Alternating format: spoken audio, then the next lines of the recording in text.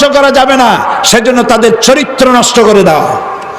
চরিত্র নষ্ট করার জন্য দুইটি হাতিয়ার, একটা মদ আর একটা নারী। নারীদেরকে তাদের সৌন্দর্য প্রদর্শনীর নাম করে নামায় নিয়ে আসো। টেলিভিশনের বিজ্ঞাপনে সুই সুতা থেকে শুরু করে টেলিভিশন পর্যন্ত সব বিজ্ঞাপনে নারীর সৌন্দর্যের কে পণ্য বানায়া বিক্রি করা হচ্ছে। নারী ছাড়া বিজ্ঞাপন হয় না, তাও কথা কেন হবে না? ওই যে দাঁত নাই একটাও, এক বুড়িয়া ফুটবল খেলতেছে ছেলেরা, সেখানে যায় জিজ্ঞেস করে যে খাঁটি সর্ষের তেল কোথায় পাওয়া যায়? 3 শিশি সর্ষের তেল। এই বিজ্ঞাপন মানুষে খাইছে না খুব? লোকেশনও ভালো, সিকিউরিটিও ভালো, খুব খাইছে না? তাহলে এর দ্বারা তো বোঝা গেল যে পুরুষ দিয়েও চলে। শুধু নারী নাই, নারী নাই, গান নাই, বাজনা নাই, নাচ নাই, একটা মানুষের বক্তৃতা দিয়ে একটা টেলিভিশন চ্যানেল চলে, আর তার দর্শক পৃথিবীর কোটি কোটি মানুষ। সেই লোকটাকে ডক্টর জাকির নায়েক। ওই লোকটার নাম আমার মনে আসলেই আমার কলজা থেকে খালি দোয়া আসে, মনে হয় মুসলিম মিল্লাতের জন্য আল্লাহর নিয়ামত। আল্লাহ তার হায়াত দারাজ করো, তার আরো তার চিন্তা, তার মেধা, তার প্রজ্ঞা আরো বাড়িয়ে দাও। তার বক্তৃতা শুনতে কোনো ছাগল পাগল আসে না। তার বক্তৃতা যারা শুনতে আসে মাল্টি ন্যাশনাল পিপল, তার বক্তৃতা শুনতে আসে হাইলি এডুকেটেড পারসন। একটা টেলিভিশন চ্যানেল চলছে, সারা বিশ্ব দেখতেছে, কোটি কোটি জনতা। কি সুন্দর করে, তার মাথাটা একটা ব্রেন, তার মাথাটা একটা কম্পিউটার, যে মিরাকেল ম্যান। তাকে প্রশ্ন করা হয়েছে, এক মহিলা প্রশ্ন করছে, আচ্ছা ডক্টর জাকির নায়েক, আপনি তো বলেন দুনিয়ার সব মুসলমান ভাই ভাই, সমস্ত মানুষ আমরা সবাই ভাই ভাই মিলেমিশে থাকি। আপনি খুব ভালো বলেন, সুন্দর বলেন, আপনার কথা শুনতে ইচ্ছে করে। ইসলাম যদি এত উদার হয়, তাহলে আপনাদের মক্কা মদিনায় শুধু আপনারাই যাবেন, আমরা হিন্দুরা বৌদ্ধরা যেতে পারবো না কেন? আমার নিজে এই অনুষ্ঠানটা দেখলাম, প্রশ্নটা শুনে আমি নিজেও চিন্তা করলাম, আমার কাছেও জবাব আছে, কিন্তু উনি কি জবাব দেয় এটা শোনা দরকার। প্রশ্নটা একটু কঠিন না? আপনার মক্কা মদিনা, আপনি এত উদার, এত ভালোবাসা সারা মানুষের জন্য, আপনার মক্কা মদিনা খালি আপনি যাবেন আর কেউ যাইতে পারবে না, এটা কেমন কথা? উনি জবাবে বললেন, বোন আপনার বাড়ি কই? বললো ইন্ডিয়া। জন্মস্থান কোথায়? ইন্ডিয়া। আমার বাড়িও ইন্ডিয়া। ডক্টর জাকির নায়েক বলছেন, আমার বাড়িও ইন্ডিয়ায়, আমার জন্মস্থানও ইন্ডিয়ায়। আচ্ছা বোন, আপনি কি জানেন এই ইন্ডিয়ার ভিতরে এমন এমন জায়গা আছে যেখানে আপনিও প্রবেশ করতে পারবেন না, আমিও ঢুকতে পারবো না? কয় না, এরকম কোন জায়গা থাকতেই পারে না। আমার জন্মস্থান, আমার দেশ, আমি কেন যাইতে পারবো না? অবশ্যই যেতে পারবেন না। এরকম জায়গা আছে, ওইটার নাম ক্যান্টনমেন্ট। এই ক্যান্টনমেন্টে ঢুকতে পারবে ওরা যারা দেশ এবং জাতির জন্য যে কোনো মুহূর্তে জান দিতে পারে, মাল দিতে পারে, রক্ত দিতে পারে, জীবনটা অকাতরে বিলীন করে দিতে পারে। ক্যান্টনমেন্ট ওদের জন্য, তোমার আমার জন্য না। এরপরে ডক্টর জাকির নায়েক বললেন, মক্কা মদিনা ইসলামের একটা ক্যান্টনমেন্ট। এই ক্যান্টনমেন্টে ওই সব লোকেরাই যায় যারা ইসলামের জন্য জান দিতে পারে, মাল দিতে পারে, রক্ত দিতে পারে, তাদের জন্যই এই ক্যান্টনমেন্টে প্রবেশের অধিকার আছে। বোন, আপনিও যেতে পারবেন। আপনার পাসপোর্টে নতুন একটা ভিসা লাগান, ভিসার নাম লা ইলাহা ইল্লাল্লাহু মুহাম্মাদুর রাসূলুল্লাহ। ভিসাটা লাগান, আগামীকাল রওনা হয়ে চলে যান। কি সুন্দর জবাব! তার বক্তৃতায় কোনো উত্তাপ নাই, গর্জন নাই, হুঙ্কার নাই, মারামারি নাই, মানুষ শুনছে। তাহলে দেখা যায় যে মানুষের রুচি নষ্ট হয় নাই, রুচি আমরা নষ্ট করতেছি। যুবকদের চরিত্র যত নষ্ট করা যাবে, ফ্রি টক টাইম দিয়া, SMS করিয়া, বিশ্ব ভালোবাসা দিবস বানাইয়া, কি আশ্চর্য কথা! বিশ্ব ভালোবাসা দিবস, এটাকে আপনি অন্য অর্থে বিশ্ব বেহায়া দিবস বলতে পারেন। মুসলমানদের জন্য ভালোবাসার জন্য একটা দিন নির্বাচনের কোনো প্রয়োজন নাই। কারণ আমার জন্মই হয়েছে ভালোবাসার মধ্য দিয়ে। আর দিন ওয়ান নাসিহা, দিন হচ্ছে ভালোবাসা। সুবহানাল্লাহ। আমি আমার মায়ের কতটা ভালোবাসবো, আমার পিতাকে কতটা ভালোবাসবো, আমার স্ত্রীকে কতটা ভালোবাসবো, আমার ভাই বোনকে কতটা ভালোবাসবো, আমার জাতিকে কতটা ভালোবাসবো, আমার অমুসলিম নাগরিকদের কতটা ভালোবাসবো, কোরআন শরীফের ভিতরে আল্লাহ সব বলে দিয়েছেন।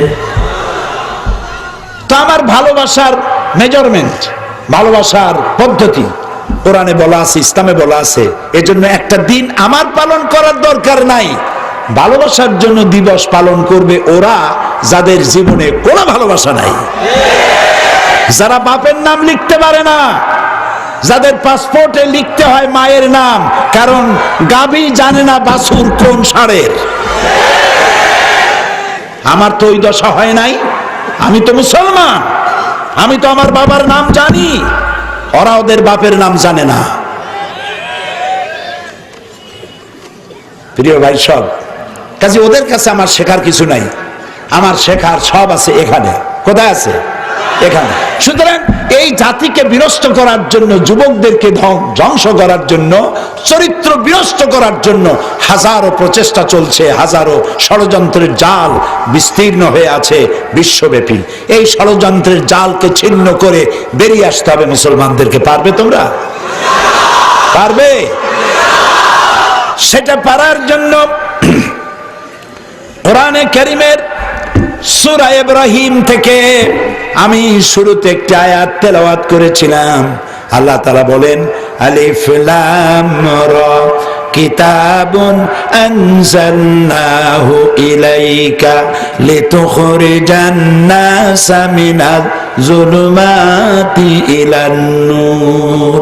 আল্লাহ তাআলা বলছেন, কিতাবুন আনজালনাহু ইলাইকা, হে নবী আমি আপনার উপর একখানা কিতাব অবতীর্ণ করেছি। কেন? লিতুখরিজান নাসা মিনাজ যুলুমাতি ইলান নূর, যাতে করে মানব গোষ্ঠীকে আপনি অন্ধকার সমূহ থেকে আলোর দিকে নিয়ে আসতে পারেন। সেই জন্য অন্ধকার কি? ম্যান মেড ইজম, মানুষের তৈরি করা যত মতবাদ সব অন্ধকার। এ সবগুলি কি? অন্ধকার। আল ইসলাম নূর, ইসলাম হচ্ছে নূর, আলো। এই ইসলামের দিকে মানুষকে নিয়ে আসেন, মানুষকে ভালোবাসুন। ইসলাম তরবারি দিয়া, ইসলাম পৃথিবীতে বিস্তৃতি লাভ করে নাই, লাভ করেছে কি দিয়ে? বলেন না? ভালোবাসা দিয়ে। ভালোবাসা দিয়ে রাসূলুল্লাহ মদিনায় প্রবেশ করে সর্বপ্রথম ইহুদিদের সাথে এগ্রিমেন্ট করেছেন, শান্তি চুক্তি করেছেন। করেন না? যেখানে মুসলমান সেখানেই শান্তি। ইসলাম আমাকে শান্তি শিখায়, নারীকে মর্যাদা দিতে শিখায়। নারীর মর্যাদা কে দিয়েছে? বলেন জোরে, জোরে বলেন। আল্লাহ দিয়েছে। এই নারী নীতিমালা তৈরি হলো গত সরকারের আমলে। কথা বল না কেন? কারা? তত্ত্বাবধায়ক সরকার। নারী নীতিমালা তৈরি হলো। তো নারী নীতিমালা আপনি করবেন, তার ভিত্তি কি হওয়া উচিত ছিল? মুসলিম দেশ, 15 কোটি মুসলমান দেশে বাস করে। তো নারী নীতিমালা তৈরি হতে হলে তার বেসিস কি হওয়া উচিত ছিল? কোরআন। এই কোরআন বিবর্জিত কোন নারী নীতিমালা আমরা মানতে পারি না। কারণ তোমরা চাও সম অধিকার, আর ইসলাম বলে ন্যায্য অধিকার। দুইটা কথার মধ্যে ডিফারেন্স আছে কিনা? সমান অধিকার আর ন্যায্য অধিকার, কথাটার মধ্যে ডিফারেন্স আছে, গালফ অফ ডিফারেন্স। আমি মহিলা সমাবেশে এটার ব্যাখ্যা দিয়েছিলাম, আপনাদেরও জানা দরকার। সমান অধিকার নারীকে আপনি কিভাবে দিবেন? সমান অধিকার আপনি যদি দিতে চান তাহলে আমাকে বলতে হবে আপনাদের এখানে কোন ইন্ডাস্ট্রি আছে কিনা? আছে? চলুক আর না চলুক। এখন ইন্ডাস্ট্রির ম্যানেজার যিনি হবেন তার যে বেতন হবে, শ্রমিক যে আছে তার বেতনও তাই হবে। এইটা কি সমান অধিকার? এই সমান অধিকার দিতে পারবেন? পারবেন? পারবেন না। সেনা প্রধান আমাদের যিনি আছেন ওনার যা বেতন হবে সাধারণ সৈনিকের সমান অধিকার সেভাবে দিবেন? ওইরকম বাড়ি দিবেন, ওইরকম গাড়ি দিবেন? আমাদের দেশের মাননীয় প্রধানমন্ত্রী, যিনি এখন বর্তমান প্রধানমন্ত্রী, উনি যে গভর্নমেন্টের যে সমস্ত সেফটি, সিকিউরিটি, নিরাপত্তা ইত্যাদি যা পান, প্রধানমন্ত্রী হিসাবে সব ফ্যাসিলিটি পান, উনি যেটা পান সেটা কি ওনার বডিগার্ড পাবে? ওনার পিএস, এপিএস, অন্যান্য যারা আছে তারা পাবে? তো যদি না পায় তো এটার নাম কি সমান অধিকার হলো? হলো না। পুরুষ আর নারীকে সমান অধিকার আপনি কেমনে দিবেন? পুরুষ তো খেজুর গাছ থেকে রস পাড়ে, আছে না? এখানে রাজশাহীতে খেজুর গাছ নাই? তো সমান অধিকার দিতে গেলে মেয়ে লোকদের কি খেজুর গাছে উঠাবেন? পুরুষেরা অর্থ উপার্জনের রিক্সা চালায়, কোন মুসলমান রাজি হবে তার মেয়েকে দিয়ে রিক্সা চালাতে? পুরুষেরা ইট টানে, রাস্তা বানায়, গাড়ি বানায়, কত কষ্ট করে। আপনার স্ত্রীকে, আপনার বোনকে, আপনার মেয়েকে আপনি কি সেই কাজ করতে দিবেন? দিবেন না। আল্লাহ প্রথম দিনেই নারী আর পুরুষের কাজটা ভাগ করে দিয়েছেন। কবে দিয়েছেন? প্রথম দিনে। আদম আলাইহিস সালাম এবং হযরত হাওয়া আলাইহিস সালাম। আদম আলাইহিস সালামকে পাঠালেন কোথায়? শ্রীলঙ্কায়। আর হযরতে হাওয়া আলাইহিস সালামকে পাঠানো হলো কোথায়? জেদ্দায়। আদমকে বলা হলো তুমি পুরুষ, তোমার ডেস্টিনেশন, গন্তব্য হচ্ছে জাবালে রাহমাত, আরাফাতের ময়দান। তুমি পুরুষ, তুমি নদী পাড়ি দাও, সাগর পাড়ি দাও, বন জঙ্গল পাহাড় পাড়ি দাও, তারপরে মরুভূমি পাড়ি দাও, রোদ্রে পড়ো, বৃষ্টিতে ভোজো, কষ্ট করো, আরাফাতে গিয়ে পৌঁছাও। আর হযরত হাওয়াকে বলা হলো তুমি নারী, প্রকৃতিগতভাবেই তোমাকে তৈরি করা হয়েছে ভিন্ন আঙ্গিকে, তুমি অত পরিশ্রম করতে পারবে না, সেজন্য তোমাকে ফেলানো হলো জেদ্দায়। মাত্র 75 থেকে 85 কিলোমিটার দূরেই হচ্ছে তোমার স্বামীর সাথে মিলিত হওয়ার জায়গা, আরাফাতের ময়দান, জাবালে রহমত। তোমারটা কাছে করে দিলাম, ও পুরুষ তারটা দূরে করে দিলাম। প্রথম দিনেই আল্লাহ প্রমাণ করে দিলেন পুরুষের পরিশ্রম বেশি, নারীর পরিশ্রম কম।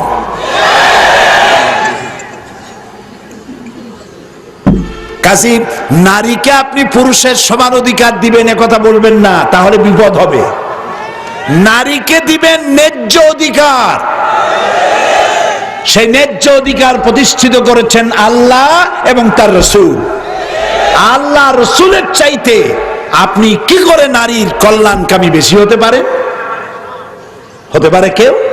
কেউ পারে না। সেজন্য আল্লাহ রাব্বুল আলামিন নারীকে অধিকার, এই যে যারা বলে যে বিয়ে করেছি মা বাপের মায়ের খেদমত করবার জন্য, মা বাপের খেদমত করার জন্য বিয়ে করেছি, কোন কোন পুরুষ এরকম বলে, রাজশাহীতে বলে এরকম।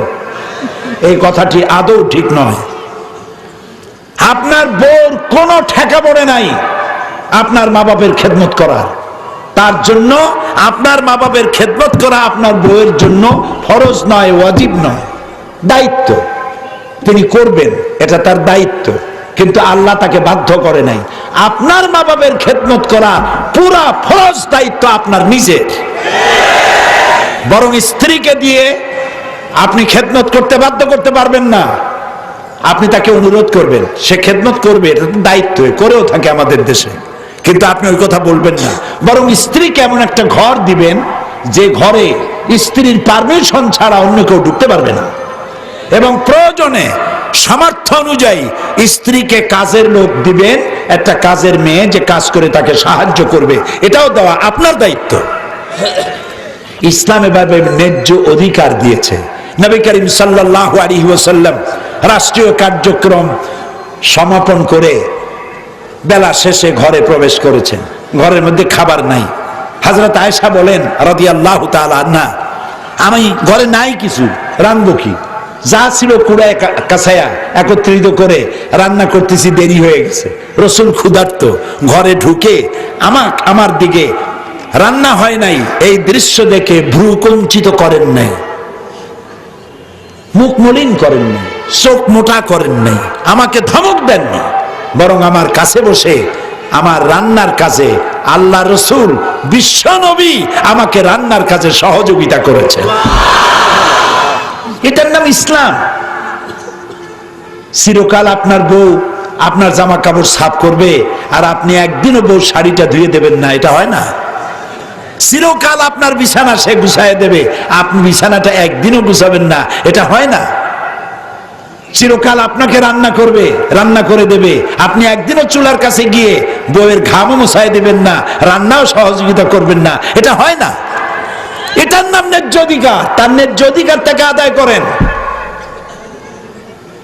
খালি একটা জায়গা পাইছে, একটা জায়গা পেয়েছে, মেয়েদের সামনেও বলেছি, আপনাদেরও শুনাই, সেটা হলো ওই বুদ্ধিজীবীরা আর কিছু কুশীল, সুশীল বলতে পারলাম না, দুঃখিত।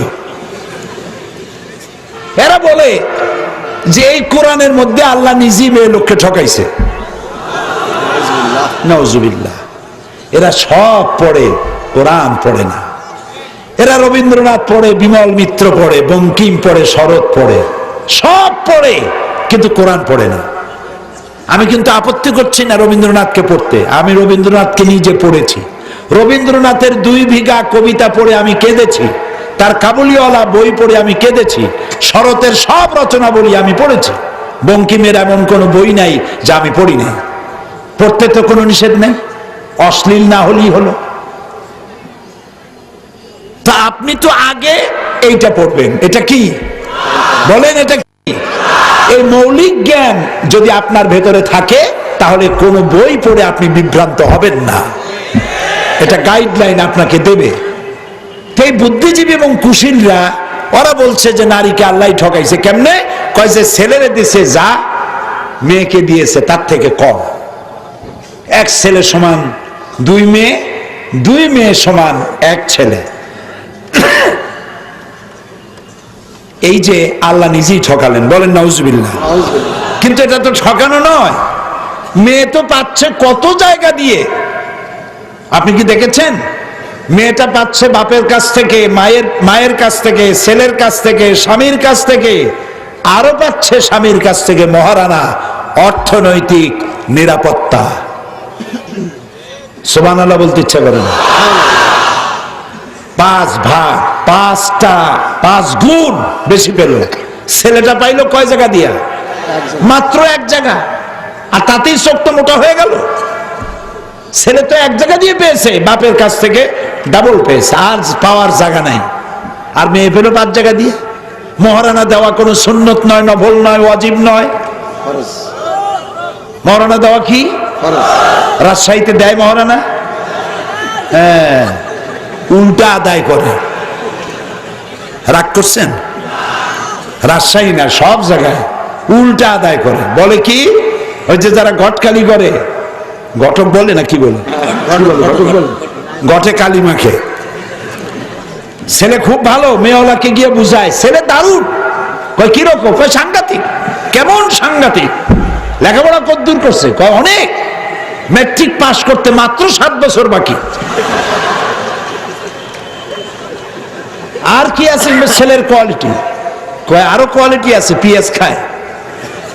কয় পিএস খায়? কয় প্রত্যেকদিন খায় না, মাঝে মধ্যে খায়। কোন দিন খায়? কয় যেদিন বেশি বোতল খায়। ছেলে দেখতে কেমন? আলকাতরার চাইতে কোনো অংশ কম না। মেয়েটা লাগবে চাঁদের মতো সুন্দরী। আর 10 লক্ষ টাকা দিতে হবে ক্যাশ, গুলশানে বাড়ি দিতে হবে, মঙ্গল গ্রহে অফিস বানাই দিতে হবে। মেয়েটা কি মাগনা? ওই মেয়েকে পেটে ধারণ করেছে যে মা 10টি মাস, আর 2টি বছর দুধ খাওয়ায়া কোলে কাকে করে মানুষ করে রাজশাহী বিশ্ববিদ্যালয় থেকে পাশ করিয়েছে। তোমাকে ওই মেয়ে তোমার সাথে বিয়ে দেওয়ার জন্য বাড়ি দিতে হবে, গাড়ি দিতে হবে। মেয়েটা ফাও। হরলিক্স কেনে না মানুষেরা? তাও কথা বল না কেন? হরলিক্সের সাথে বেশি যাতে কেনেন সেজন্য একটা গ্লাস ফ্রি। টুথপেস্ট কিনবেন, ব্রাশ ফ্রি। আরো দামি টুথপেস্ট যদি কেনেন, ব্রাশ দিয়া বাড়ি যেয়ে মাইজে দিয়ে আসবে। তা আপনি যেমন ফাও পান, সেই জন্য টেলিভিশন নেবেন, গাড়ি নেবেন, বাড়ি নেবেন, ফার্নিচার নেবেন, মেয়ে নেবেন ফাও। এই ধরনের ছোট লোকদের কাছে মেয়ে বিয়ে দিবেন না, শপথ করুন মেয়ে দিবেন না। যৌতুক নেওয়া হারাম। শ্বশুর যদি ইচ্ছে করে কিছু দেয় আলহামদুলিল্লাহ, আর যদি না দেয় নাউজুবিল্লাহ, নাকি? যদি ইচ্ছে করে কিছু দেয় দিতে পারেন, তা দিতে হবে মেয়েকে। ছেলেকে দেওয়ার রেওয়াজ নাই ইসলামে। রাসূল করিম বলেন সাল্লাল্লাহু আলাইহি ওয়াসাল্লাম কলিজার টুকরা মেয়ে মা ফাতেমাকে বিয়ে দিয়েছিলেন কার সাথে? রাসূল কিছু উপহার সামগ্রী দিছিলেন। কি দিছিলেন কোনটা? জাতা, তোশক, পানি রাখার সরাহি। এগুলো কি পুরুষের জন্য না মেয়ে লোকের জন্য? মেয়ের জন্য দিয়েছিলেন। সংসার পরিচালনার জন্য যা লাগে সেটা মেয়েকে দিয়েছিলেন, ছেলেকে দেওয়ার কোনো প্রয়োজন নাই। এই বদভ্যাস বন্ধ করুন। বিবাহের কার্ডে এর কথা লেখা শুরু করুন। উপহার সামগ্রী নিয়ে আসবেন না, দোয়া দিয়ে যাবেন। গেটে গেটে এক এক জায়গায় পাত্র নিয়ে বসে থাকেন। আপনি কি ভিক্ষুক? লোকেরা এখন ভর চটে দাওয়াতেও যায় না, যে যাইতে হইলে কিছু নেওয়া লাগবে। আপনার দরকারটা কি? বেশি যদি কিছু দিতে চান, বিবাহে একেবারে খালি হাতে যেতে চান না, বই নিয়ে যাবেন। বই, কোরআন শরীফের তাফসীর এক সেট দিয়ে দিবেন। তাফহিমুল কোরআন। নাম কি? আরে বলো না, কি নাম? তাফহিমুল কোরআন দিয়ে আসো এক সেট, হাদিস দিয়ে আসো এক সেট, ইসলামী সাহিত্য দিয়ে আসো এক সেট। বইয়ের চাইতে বড় নিয়ামত আর কিচ্ছু নাই। গটি গ্লাস আজকে দেবা, কালকে পড়ে ভেঙে যাবে। খাতা কাপড় দেবা, ছিঁড়ে যাবে। টেলিভিশন দেবা, নষ্ট হয়ে যাবে। চরিত্র নষ্ট হবে, টেলিভিশন নষ্ট হবে। কথা কি বুঝে আসতেছে? মেয়ের দাম আছে, অনেক দাম। সুবহানাল্লাহ বলেন। ওকে মহারানা দিতে হবে, মহারানা দেওয়া ফরজ। সেই ফরজটা থুইয়া নফলটা আদায় করে নেয়, উল্টা করে মহারানা নিয়ে যায়। মহারানা যদি স্ত্রী মাফ করে দেয় ইচ্ছে করে, ভিন্ন কথা। আল্লাহ তাআলা বলেছেন হানিয়া মারিয়া, যদি ইচ্ছে করে ছেড়ে দেয় তাহলে তুমি এটা নিয়ে নিতে পারো, দেওয়া থেকে বিরত থাকতে পারো। কিন্তু তুমি স্বামী হইয়া স্ত্রীর কাছে তুমি পারো দিতে, অথচ মাপ চাইতেছো কেন? তুমি তোমার স্ত্রীর কাছে তোমার পার্সোনালিটি বিক্রি করবা কেন? তুমি দিতে পারবে না, এককালীন স্ত্রীকে বলো যে আমি তোমার এই পাওনা ধীরে ধীরে পরিশোধ করব, প্রত্যেক মাসে 500, 1000 এভাবে দিয়ে দিয়ে আমি শোধ করে দেব। কোন স্ত্রী এমন নাই যে বলবে নগদ না দিলে চলবে না। সেই জন্য স্ত্রীকে মহারানা দিবেন, এই মহারানার টাকা তার পাওনা। আর সব থেকে ভালো যৌতুক নিয়ে বিবাহ করবা না। যত অবিবাহিত যুবক আছে এখানে, বিয়ে করো নাই কারা কারা দেখি তো একটু। সর্বনাশ, কেউ বিয়ে করে নাই। প্রচুর পরিমাণ। আলহামদুলিল্লাহ, আলহামদুলিল্লাহ। হাত নামাও, হাত নামাও, হাত নামাও, আরে হাত নামাও। আলহামদুলিল্লাহ বল, আলহামদুলিল্লাহ। আমি যাও বলছিলাম যে 5% বুড়া, কি এর বুড়া? সব যুবক দিয়া ভরা। সুবহানাল্লাহ, আলহামদুলিল্লাহ। তাহলে তোমরা আজকে শপথ নিবা, বিবাহ করবা যখন যৌতুক নিবা না। রাজি আছো সবাই? বলো আলহামদুলিল্লাহ। নারীর অধিকার আদায় করতে হবে, তাকে মর্যাদা দিতে হবে। মায়ের পায়ের তলে জান্নাত, এটা মনে রাখতে হবে। কোরআনে কারীম বুঝে পড়তে হবে, বুঝে তেলাওয়াত করতে হবে কোরআন শরীফ। এটাই হচ্ছে আমাদের দায়িত্ব।